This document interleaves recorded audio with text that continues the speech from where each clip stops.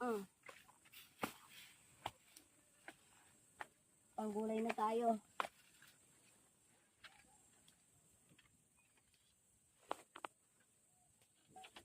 Yung jug ba yung inigaban mo? Di, yung galon lang. Saan? Ayan o. Ito lang? Oo, kasya na yan. Dalawa naman tayo.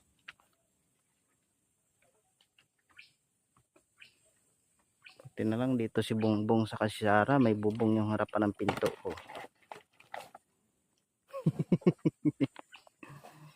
Shout out kay Bongbong Marcos at kay Sara Duterte. Nagkaroon ng bubong ang bahay ko.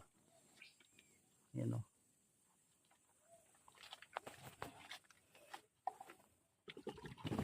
Yan ang loob. Puro natapal ng yero, plastic. O, diba? Tapos yung